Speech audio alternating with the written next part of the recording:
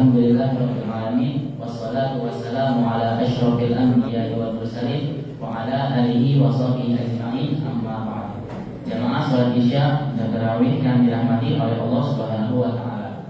Alhamdulillah kita sudah melaksanakan ibadah puasa Ramadan pada hari yang ke-17 dan malam ke-18. Taqabbalallahu minna wa minkum. Semoga Allah menerima ibadah salat kita. Amin ya rabbal alamin. Berikut ini kami mewakili DKM Masjid akan menyampaikan beberapa taklimat yaitu sebagai berikut. Yang pertama, promo Ramadan Masjid. Saldo bertanggal 8 April 2023 yaitu sebesar 6.712.000. Penerimaan 8 April 2023 sebesar 6.428.000 dan pengeluaran sebesar 500.000. Saldo saat dibacakan hingga saat ini berjumlah 6.647.000. Jazakumullahu khairan. Semoga Allah membalas amal jariah Bapak, Ibu, jemaah sekalian. Amin ya rabbal alamin. Yang kedua, informasi kegiatan masjid selama di bulan Ramadan 1444 Hijriah adalah sebagai berikut. Yang pertama, kegiatan salat. Kegiatan salat pada 15 sampai 16 April. Yang kedua, i'tikaf pada 10 malam terakhir bulan Ramadan. Yang ketiga, progres dalam Ramadan sejak pembukaan lelang pada tanggal 26 Maret 2023 akan disampaikan oleh pimpinan Ramadan. Yang ketiga, mengisi khutbah dan imam malam hari ini atas nama Ustaz Sholihin dengan tidak berkadiri. Dan yang keempat, petugas membaca taklimat hari berikutnya atas Ananda Akmal. Yang kelima, mengisi khutbah dan imam hari berikut atas nama Ustaz Ahmad Al-Friyansyah. Demikian penerimaan zakat fitrah insyaallah akan dibuka mulai malam ini atau ibadah tarawih. Demikian taklimat ini kami sampaikan. Barakallahu fikum wabillahi taufiq wal hidayah. Wassalamualaikum warahmatullahi wabarakatuh. Gimana siapa?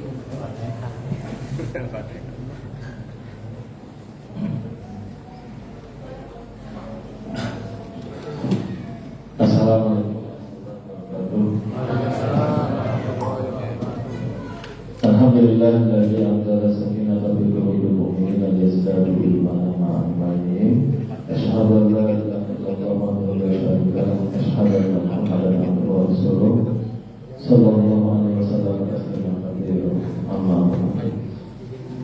Bapak-bapak dan ibu-ibu yang Masjid An-Nur dan sholat tarawih yang sahabat kepada Allah Subhanahu wa taala. Ustaz Sholihinnya mohon maaf berhalangan.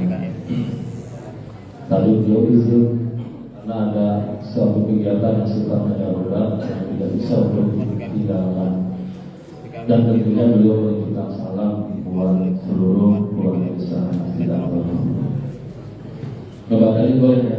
Boleh tadi ya? Boleh.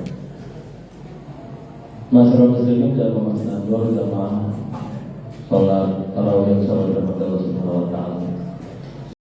Hari ini kita sedikit merasakan adanya kemunduran dari generasi-generasi anak-anak kita soal akhlak.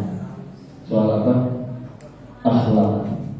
Sementara Rasulullah SAW itu diutus ke dunia ini adalah untuk menyempurnakan akhlak. Innama bu'itsu liutammima makarimal akhlak. Sesungguhnya Rasulullah itu diutus ke muka bumi ini untuk menyempurnakan akhlak.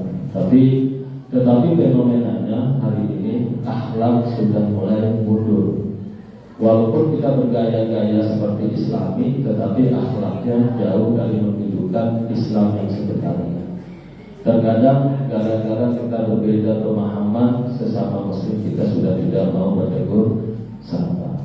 Karena berbeda khilafiyah, sehingga kalau ada ustaz, ulama, kiai, apapun itu namanya, kalau tidak sama pemahamannya tidak dijadikan rujukan ilmu.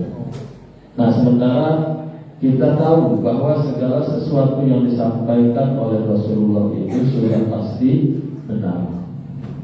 Al-Quran itu sudah pasti benar. Hadis itu sudah pasti benar. Lalu apakah kita wajar apabila ada orang yang berbicara soal kebenaran sementara dia berada dari sesuatu yang berbeda dengan kita, lalu kita menganggap diri kita atau orang tersebut tidak menjadi rujukan ilmu? Di sini saya ingin menyampaikan bahwa ada 4 sifat Rasulullah SAW yang harus segera kita ingat-ingat kembali hari ini.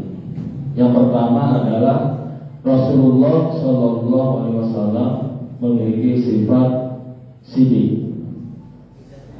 Sidik itu artinya jujur. Jujur terhadap diri kita, jujur terhadap segala sesuatu yang menjadi takdir dari Allah Subhanahu wa taala. Hablum minallah wa hablum minan nas. Jujur, apabila ada sesuatu yang di depan kita kebaikan, maka kita harus mengatakan bahwa itu adalah kebaikan. Terlepas kita menjalankan atau tidak menjalankan, itu adalah jujur. Kalau hari ini bapak-bapak mendengar saya berbicara baik berdasarkan Al-Quran, lalu bapak-bapak atau ibu-ibu menganggap itu adalah sesuatu yang bukan bersumber dari orang yang mempunyai kompetensi keilmuan yang pas, misalkan, maka disitulah letak kita tidak jujur. Kenapa demikian? Unzur ma qala wa tanzur ma qala. Unzur ma qala wa tanzur ma qala. Dengarkan, lihat apa yang diucapkannya. Kalau memang itu kebaikan, kalau menurut leluhur kita masa bahasanya, kalau memang itu yang keluar dari mana pantat ayam, kalau memang itu telur, maka ambil. Tapi kalau yang keluarnya kotoran, buah.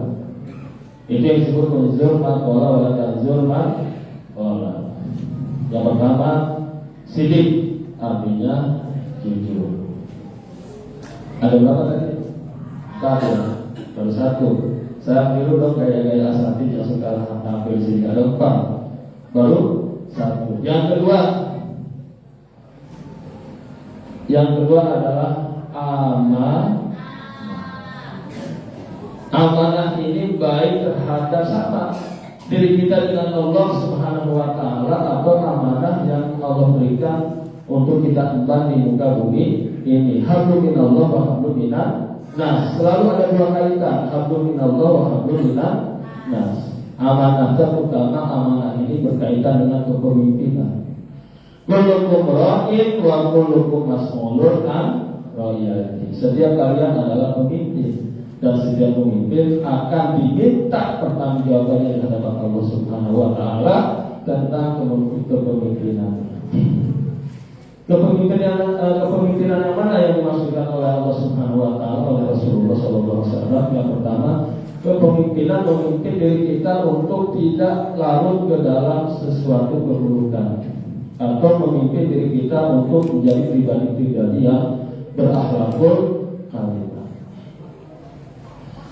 Pemimpin yang mana yang Allah maksudkan? Pemimpin kita yang hari ini sedang diberikan amanah oleh Allah Subhanahu wa taala. Pemimpin keluarga bisa jadi, pemimpin kelas, pemimpin lingkungan, pemimpin dan pemimpin itu nanti diminta pertanggungjawaban oleh Allah Subhanahu wa taala. Kullukum ra'in wa kullukum mas'ulun an ra'iyatihi. Kalau seorang pemimpin membuat sesuatu yang tidak nyaman dalam sebuah organisasi, maka tunggu apa yang akan Allah perhitungkan di hadapan makhluk. Itu bukan kata saya, tetapi berdasarkan keterangan-keterangan yang masyhur. Yang pertama sidik, yang kedua amanah. Yang ketiga, saya pengennya di fatonah dulu.